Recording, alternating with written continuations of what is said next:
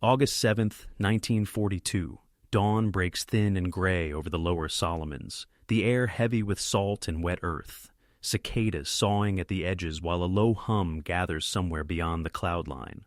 Far to the northwest, above the ridges of Bougainville, a lookout in a sodden shirt cups his ear to a handset as the jungle exhales, and a few spare words ride the ether toward Tulagi and the newly seized strip at Lunga Point that, within days, will be called Henderson Field. The message is simple and cold. Aircraft forming, altitude building, bearing set. It is not a shout. It does not need to be. Between transmission and impact stretches a narrow, priceless window, an hour, perhaps 90 minutes, long enough to turn panic into preparation, long enough to climb from treetops to fighting height, long enough to make survival something more than luck. That warning window is a kind of currency. Every minute bought in the radio's thin pulse translates into decisions that stack upon one another with ruthless efficiency. Engines wake, crews run, chocks fly, wheels lift. From the moment a controller scratches a bearing into a damp notebook, the entire choreography begins. A scramble from revetments, tailwheels slewing out of coral dust, wildcats hauled by the nose into sky that is not yet friendly. Altitude is time made visible. Altitude is the difference between choosing the angle of attack and having it chosen for you. If the fighters climb soon enough, they do not have to meet the enemy head-on in a chaotic rush.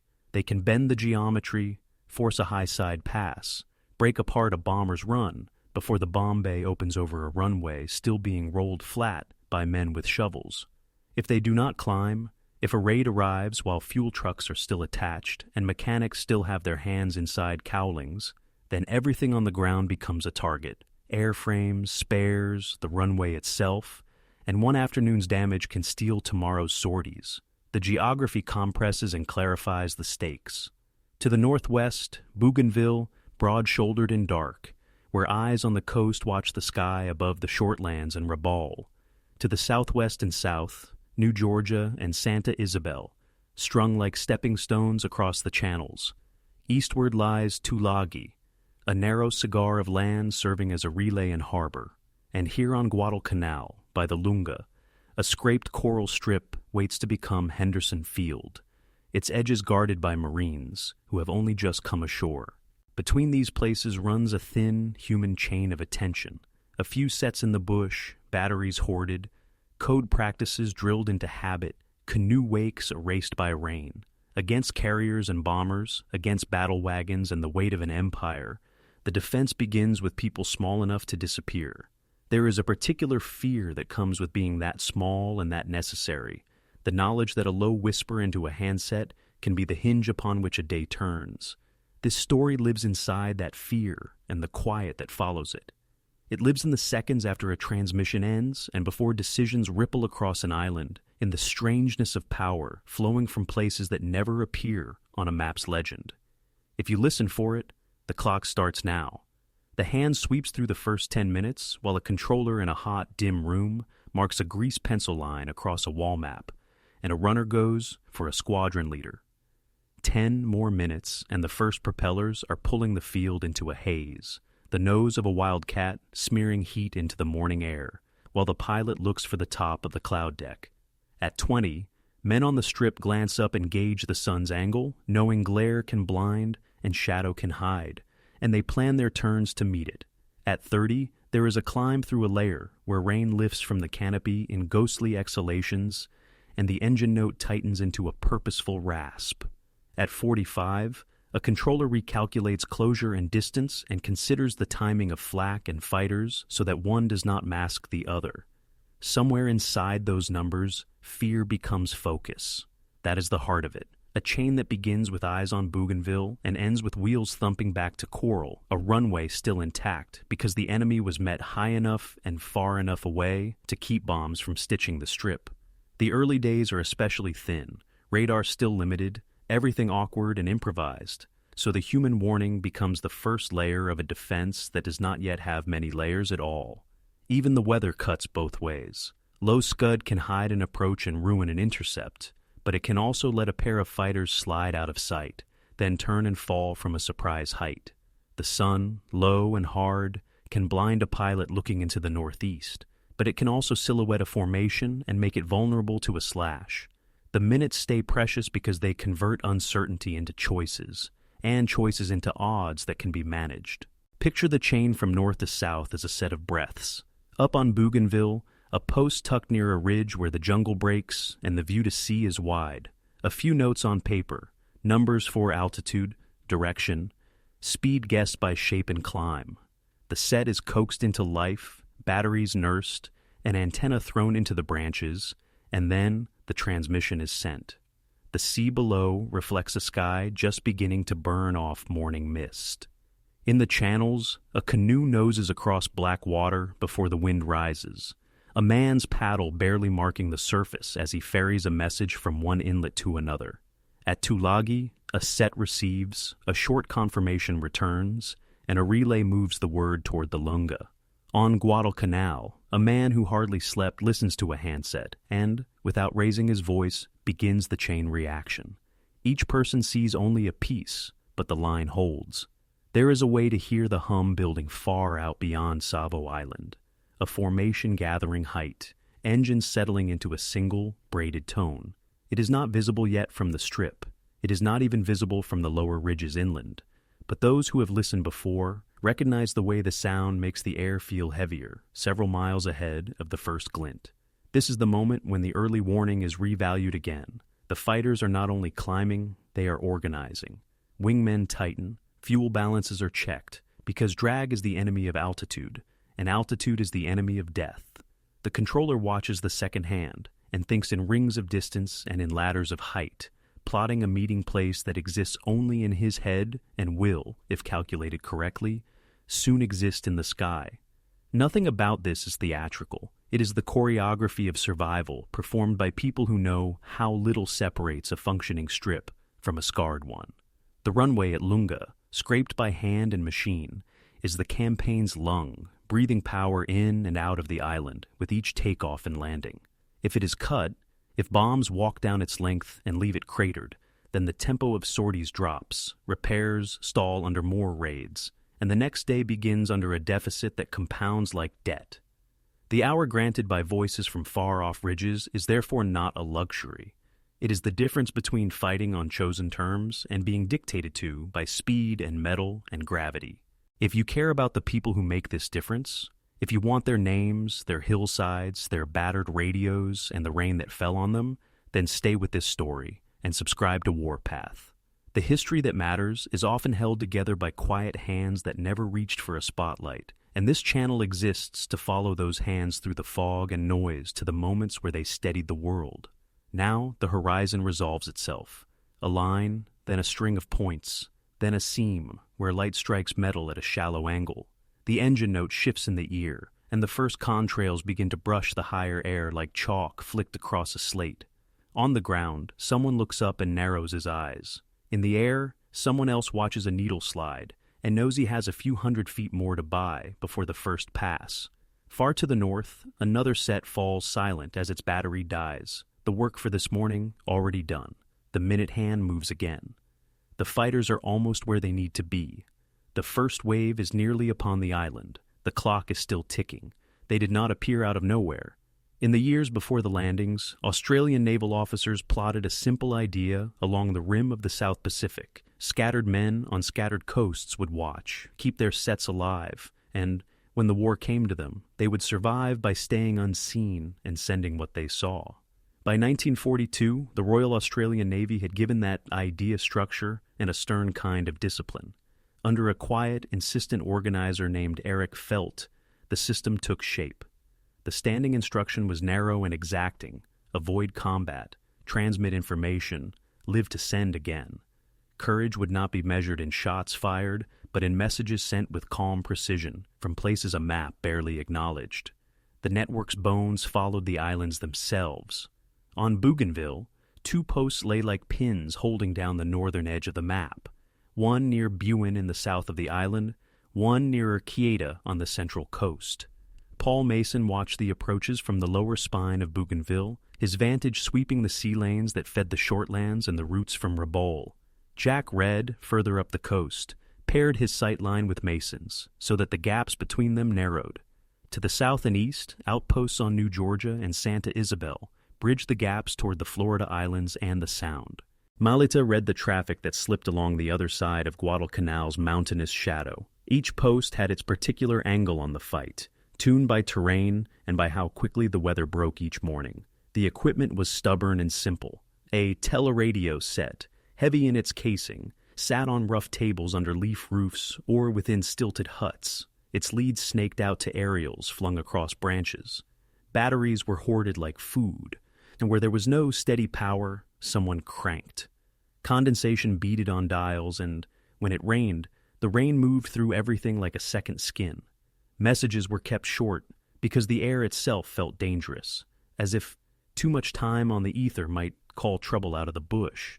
Brevity and routine guarded lives. A place name sparingly used, a bearing, an estimated altitude drawn from the size and stack of aircraft, an approximate time to reach the next line of islands.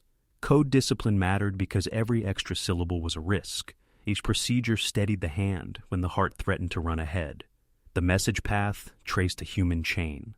From a ridge on Bougainville or a clearing on Santa Isabel, a set breathed to life and sent a report out across the channels. A relay at Tulagi might catch it and pass it along, or a second coastal post might confirm the track and refine the estimates. The words crossed salt water at the speed of radio and then slowed just long enough to be written, grease pencil, paper damp, and curling, before they turned into action at the Lunga. At Henderson, the fight against distance turned into a fight against height and timing, and the early morning transformed into climb rates and headings, into launch orders that made sense of the miles. Nothing in that chain worked without local knowledge. The Solomon Islanders were the mesh within which the foreign posts could live. Scouts melted down jungle paths that were not on any chart. Paddlers memorized inlets where a canoe could hide when a patrol boat prowled too close. Guides weighed the sound of surf and wind before choosing the route a runner should take with a folded slip in his fist. In the black seam between dusk and night, a canoe's low silhouette could carry a battery, a note, or a man to a safer cove. Caches of food were placed where currents didn't betray them. When a pilot fell into the channels, a group of villagers might appear with the tide, lead him through mangroves, and set him on a path toward a submarine pickup, or the broad dark wing of a Catalina that drifted just outside the reflection of starlight. The network's bravery was not loud because loudness would have broken it. The bravery lived in choosing a narrow margin of safety again and again, without any promise that the margin would hold. The risk was not theoretical. Japanese patrols walked the same ridges and cut the same waterways with their eyes, wary of tracks that looked new and voices that traveled when they should have stayed local. Disease stalked the same paths, fevers that shook the bones loose, stomachs that emptied and refused to hold water, infections that turned the simplest wound into a long, slow threat. A single false move could ruin a post.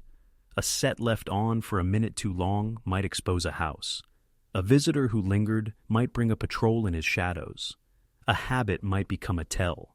To live and transmit in that environment asked for a particular kind of endurance. Not the burst of a charge across a field, but the poise of repeating the right action under fatigue and fear. On a wet night, the work pared down to essentials. Rain pressed on the leaf roof like a hand. Somewhere in a yard, a generator coughed once and then steadied to a rough idle. The crank handle folded back into position. The set's valves warmed. Across the room, a man checked a notebook of call signs and codes, the pages soft and swollen from humidity. The pencil carved short to fit into a tin that kept the worst of the damp away. When the watcher spoke, he did not waste breath. A bearing, a speed inferred from climb, a count of dots that suggested bombers or fighters and how many of each. Then he waited, counted, and said less than he knew because what he needed was not to be heard in full, but to be heard in time. On the beach below, an outboard sputtered, refused, then caught, its prop biting into black water. The boat moved without lights, hugging the dark seam where mangrove shadow met night. The helmsman's eyes fixed on the break in the reef where the swell lay smooth. Offshore, a shape as broad as a field turned with the slow care of a bird on water. The Catalina, patient and near silent, its crew watching a patch of black that looked like any other, until a narrow beam of shielded light winked twice in the rain and then went dark. In daylight, the chain flexed differently. Lookouts used the angle of the sun to judge whether silhouettes would show as clean lines against glare or vanish into haze. A man might climb his ridge before dawn to count contrails, or stand in a cove with a hand shielding his brow to watch a smudge of smoke on the horizon that signaled movement in a channel. The word routine covered actions that required judgment each time they were done. Should the set go on now, with a patrol rumored nearby? Or should the post wait for clearer confirmation and risk losing minutes to caution? Was that noise at the edge of hearing engines turning in formation, or just the wind changing over the trees?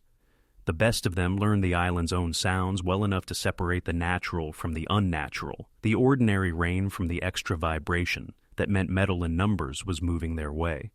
Administration traveled on the same slender paths as warning. Batteries were rationed and rotated like lifelines.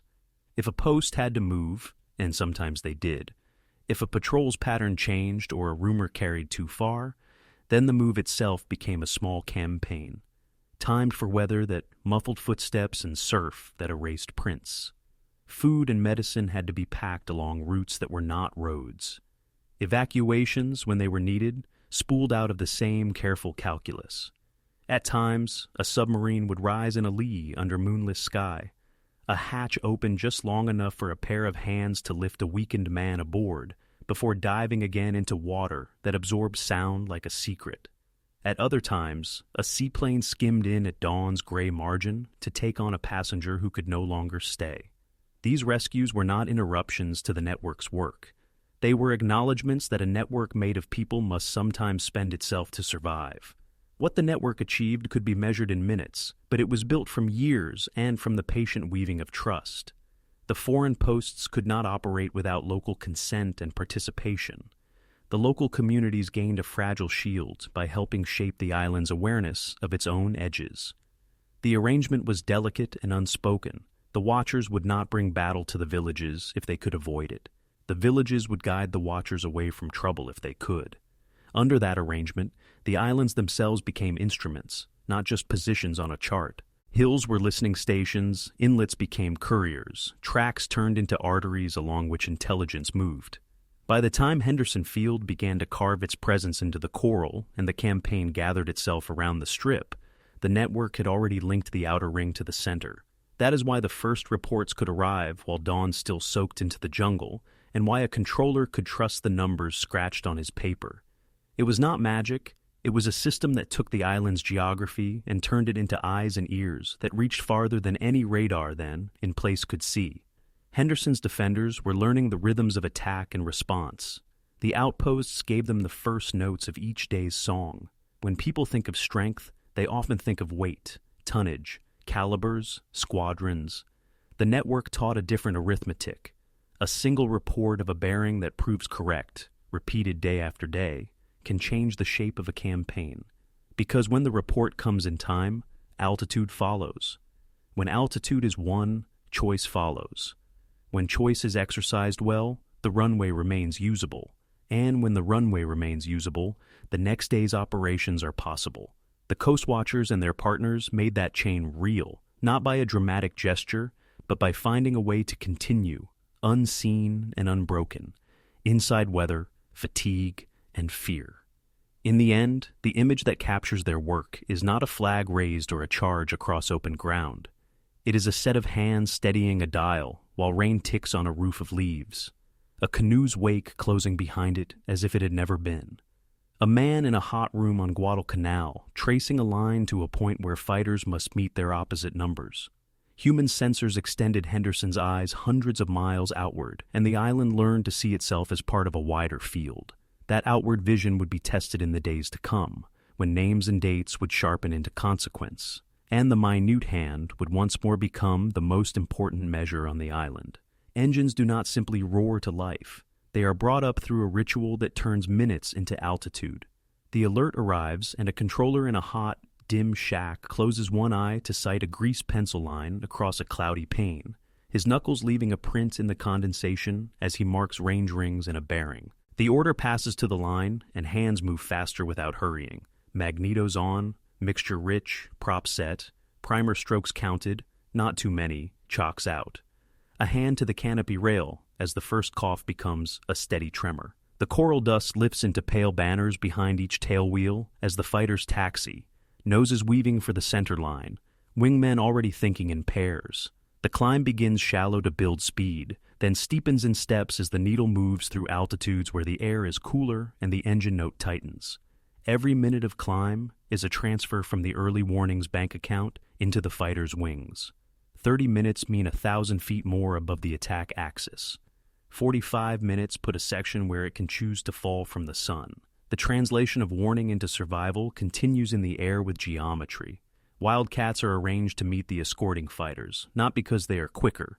Against the nimble enemy they are not, but because their armor and tactics let them break the first rush and live to turn again. Lower down, where the runway's safety will be decided, P-400s and P-39s take stations along the likely bomber approach, trading climb for position, ready to carve into the bomber boxes from the side or quarter before the bomb bays open. Below them, gunners sight along barrels that quiver slightly in the heat, told to hold until the fighters finish their first pass, so that friendly and hostile flights do not disappear into the same ragged umbrella of flak. Timing is control. Control is the only way to turn thin numbers into weight. Weather and light are either accomplices or thieves, depending on how well those minutes have been used.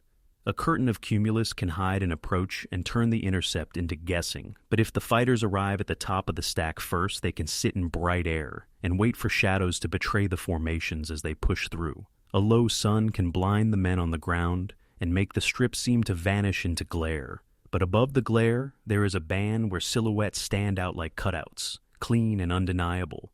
And it is from that band that a diving pass carries both surprise and a margin to climb back to safety.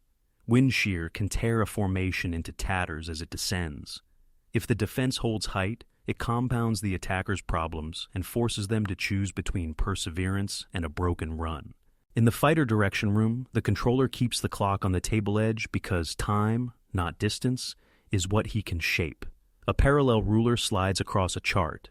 A pencil ticks off closure rates that were memorized weeks before and refined each morning. He thinks not in straight lines, but in arcs of sun and cloud and the awkward climb rates of tired engines. He knows a section of Marines will take cover behind revetments at the far end of the strip if the raid breaks through, and he thinks about them when he shifts a vector by 10 degrees to give the Wildcats a chance to cut down the escort and leave the lower sky open for the interceptors to take the bombers apart. He speaks aloud without urgency because urgency wastes breath. The reply comes back clipped, and 2 aircraft slide a little wider to set themselves up for a high side pass, where their guns will bear for a heartbeat longer. The pilots carry the same arithmetic into the air as a kind of instinct. A section leader, who has husbanded his height, feels the right moment as a click in his stomach. He eases the nose over, lets the airspeed build through the thin edge between buffet and clean, then commits to a dive angle chosen for both effect and escape. Altitude equals survivability because it buys options, and options are what leave a pilot alive at the end of a pass. He does not stay to turn with an enemy who wants him slow. He slashes, extends, climbs, and resets. Below, a P-400 angles across the bomber box's path, not to sit in front, but to cross their faces where gunners have fewer arcs and where a burst can cut a wing route or send an engine into smoke before the release point. The attack is as much subtraction as it is destruction. The intent is to take just enough cohesion away that the run becomes ragged and the bombs fall where they do less harm. On the ground, the runway crew live by this choreography as surely as the pilots do. Their morning is built around refueling and rearming cycles that avoid stacking too many aircraft vulnerable at once. A few are hot-pitted and sent back up quickly. The rest kept dispersed in revetments scraped from coral and palm trunks. The warning minutes allow this rhythm to continue because they prevent the worst case. A raid arriving while lines snake from fuel trucks, while bomb dollies sit in the open, while the strip is crowded with machines half-ready and men exposed. In the days after the landings, this happened less frequently than fear predicted, not because the enemy relented, but because the chain of early reports allowed the base to clear just in time and meet the attack above tree height. The The runway stayed usable often enough that sorties flew the next morning, and when sorties flew, the island held its breath a little easier. By late August, another instrument began to whisper into the room, the nascent radar that, when the air was right and the set behaved, would give a faint echo of shapes far out to sea. It was a help, not a replacement.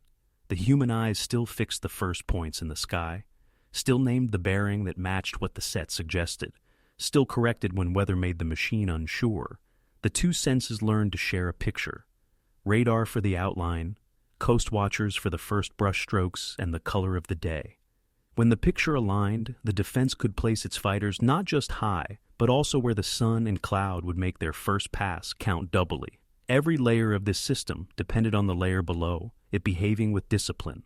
Anti-aircraft crews trained themselves to see the difference between a friend emerging from a dive with energy and an enemy closing with impatience.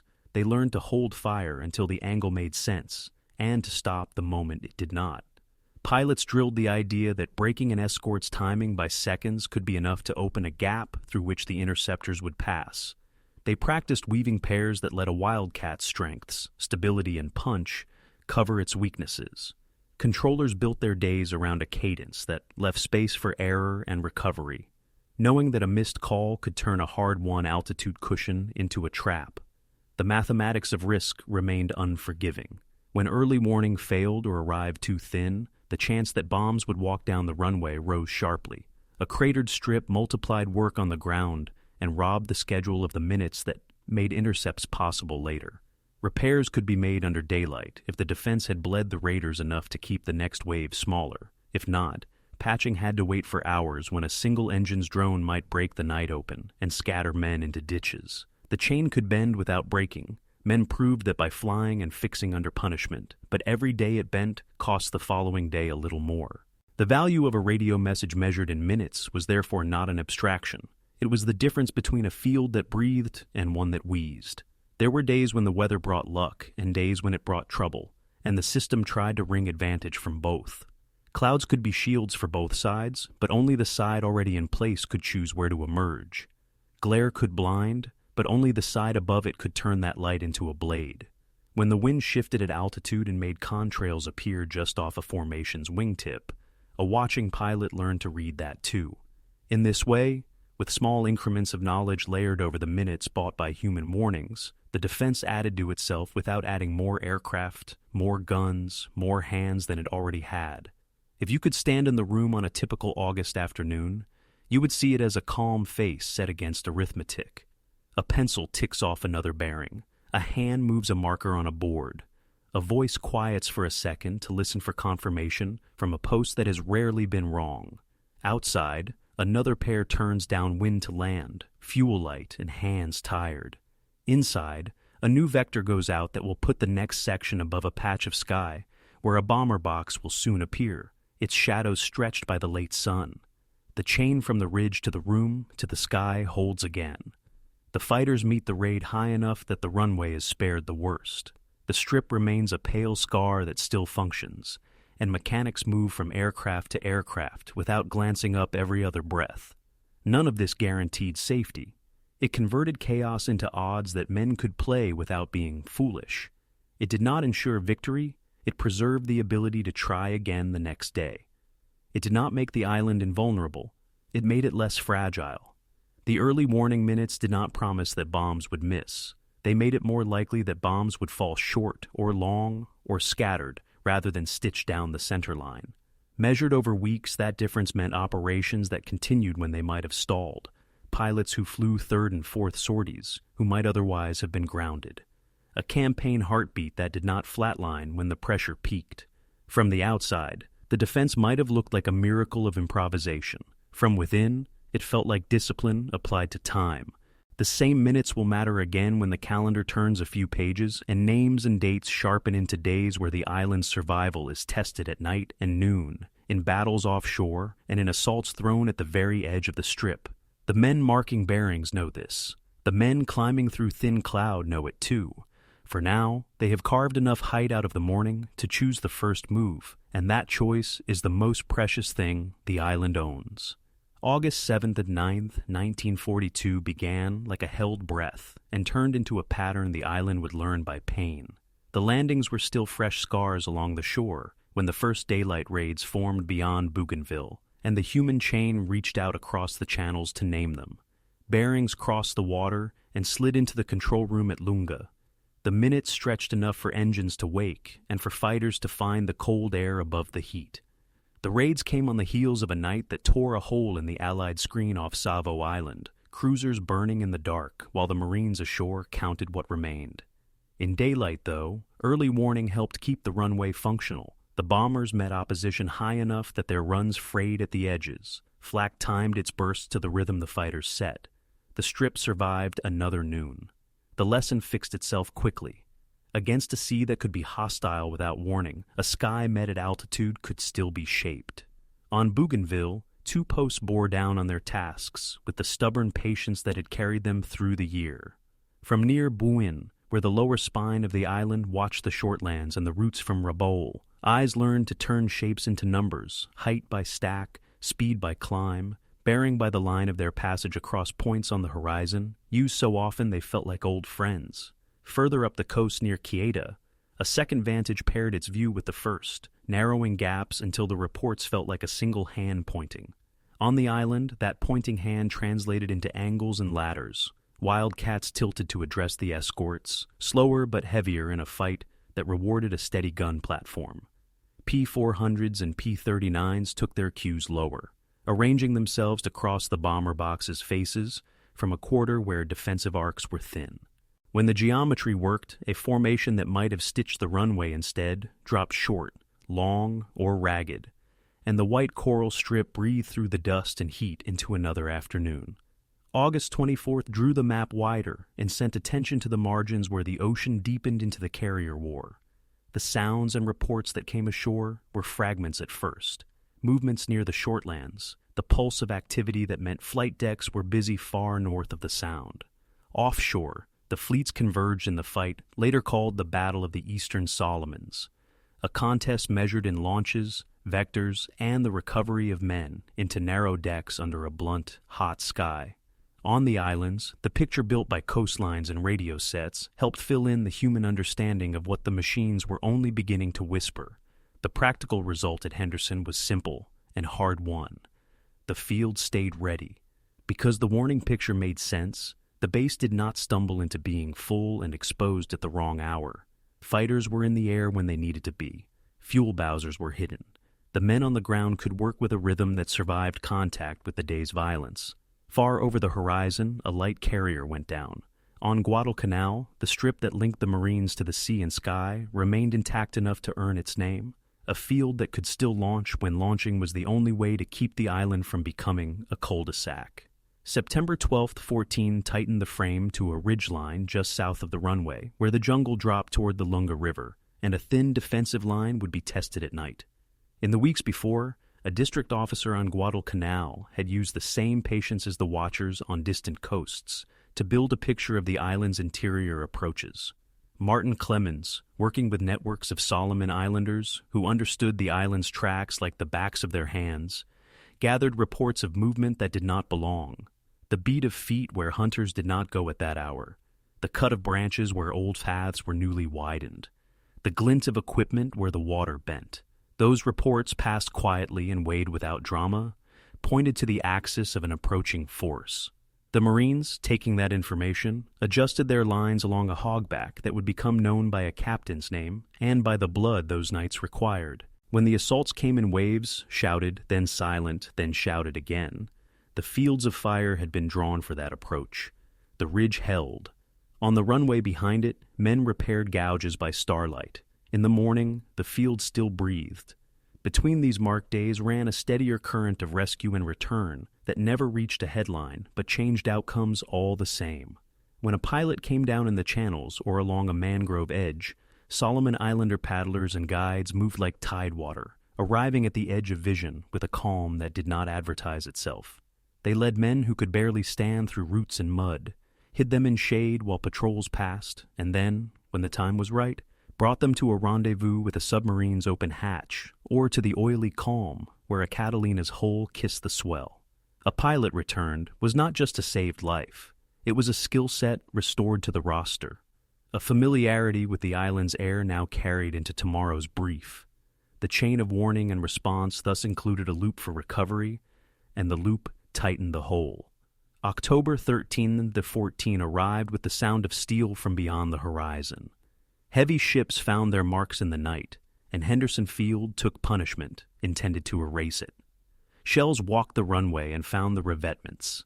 The island's breath caught. The morning did not bring peace, but it did bring light, and in that light, the same human voices that had named bearings from Bougainville named movements through the channels that mattered for the day's repairs. Crews grated, filled, and rolled while the sky was not yet hostile. Fighters bled what raiders came. Hand signals and short shouts stitched a new pattern that matched the shattered ground underfoot.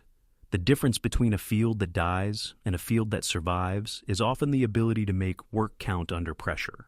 On those days, the warnings that edged into the control room gave the crews just enough shape to their hours that they could build something level in the gaps, tamp it, cover it, and drag a line across it that wheels could trust. The field did not look like a promise. It looked like endurance. By late afternoon, the island had retaken its rhythm in small ways. A controller circled new holes on a map so that taxiing aircraft could be waved around them without hesitation. A mechanic wiped grit from his eyes with the back of his wrist and stepped away as a refueled fighter nudged onto the center line. Down along an inlet, a canoe slid back into the mangroves, its wake closing as if it had never been there. Far out, eyes on a ridge read a smear of smoke and weighed whether it meant another night of movement. In the control room, a thin acknowledgement came through a speaker, and the pencil ticked once on a clipboard. The sun lowered until the strip was a pale band under bronze light, and then the day gave up its heat. Somewhere along its length, a lantern's shielded glow marked a corner for a moment, and then went dark. The runway was battered, but it was there. A pilot, hauled out of salt water hours earlier, ate slowly in a tent and listened to engines wind down. The clock would start again soon. For a brief span before the next hand moved, the island held a pulse steady enough to feel like a heartbeat. The shape of the campaign resolves when you trace its quiet line from the outer islands inward. Eyes on Bougainville turned bearings into minutes. Minutes became altitude. Altitude preserved a runway. The runway carried sorties into tomorrow. Each link mattered because each link could fail, and the weeks from August to October were a test of how often men and women could hold their link long enough for the next one to catch. The island endured not through a single triumph, but through a habit of survival that spread across water and ridges, radios and revetments, paddles and propellers. When you look back, the pattern is simple and severe. Human attention expanded Henderson's reach. Henderson's reach gave the campaign lungs. Those lungs kept breathing long enough for the tide to turn. Names deserve to be spoken where they belong in that chain. On Bougainville, Paul Mason read the morning sky from the lower spine of the island and passed what he saw without waste, his estimates carrying across water with a steadying effect far beyond his horizon. North along the coast, Jack Red paired his vantage with Mason's so that two separate views could be reconciled into a single, trustworthy picture. On Guadalcanal, Martin Clemens sat in the center of a web of Solomon Islander knowledge and coaxed that knowledge into shape that could guide men who did not know the island's dialects of light and shadow. Around them and between them moved the people of the Solomons, scouts along tracks that were more memory than map, paddlers who slipped canoe hulls over water, black as oil without leaving a signature, families who chose silence where questions would have been safer in the moment but fatal in the week. Their courage did not look like a raised voice. It looked like endurance that chose risk in controlled amounts, again and again, for a future none of them could guarantee. The lessons that rise from their work are not made of slogans. They begin with the fact that machines do not replace people. They extend what people can perceive when someone disciplined feeds them the right inputs. Radar, when it arrived in working order, outlined shapes the human chain had already suspected. The two senses fused and made a defense that could put a fighter not just high, but high, where light and cloud made its pass count. Redundancy matters when every component is fragile. Radios fail, batteries drown in rain, boats break, men become exhausted. Yet the network survives because another post can see, another route can carry, Another hand can keep the dial steady for 2 minutes more. The geography of risk can be learned and bent. Clouds can be shields if you are above them. Glare can be a weapon if you choose your angle. A channel that looks like a trap from one direction can be a corridor if entered at the right tide. And, maybe most of all, the under-celebrated habit of good procedure, short, accurate reports, disciplined fire control, consistent climb profiles, cautious transmissions, turns weak material into a resilient system. There is also a moral clarity that sits quietly inside these facts. A community that chooses to help strangers fight for a strip of land and air it may never use is not compelled by romance. It is compelled by a local understanding of what the island will become under different flags, and by a practical sense of what can be done with the tools at hand and the skills handed down over generations. The Australians who organized, the Americans who flew and fixed, and the Solomon Islanders whose presence made the network real were not a natural unit. They became one under pressure because the work demanded trust in both directions. That trust was earned in small acts repeated until they became a pattern the island could live with. A canoe arriving at the right inlet in rain, a battery appearing when the last one failed, a map line drawn to match a hunter's memory of where the hills fold. It is provincial to imagine that victory belongs to the largest ship or the fastest aircraft. In the Solomons, victory belonged to a chain that included those things but began far away from them, on a ridge where a man could hear engines before he could see them and chose to send what he knew. The end of this particular story is not a single day or a single explosion. It is an accumulation of mornings when fighters met raids high enough that bombs fell wrong by just enough. Of afternoons when a crater was filled and tamped in time for a landing that would have been impossible an hour later. Of nights when a ridge held because someone had read the island's paths correctly and told a line of men where to aim their fear. The Coastwatchers and the people who stood with them put their hands into that accumulation and gave it shape. When the campaign moved on and the maps shifted to new names, New Georgia, the Northern Arcs, the slow tightening around bases that once sent metal south, the habits learned in those weeks traveled with it. Trust your human sensors, value minutes as if they were fuel, and build systems that bend without breaking. Imagine the island at dusk when the rains have abated and the heat is a memory. The strip at Lunga lies pale and scarred, patched in places where men will land without seeing the work that saved their wheels.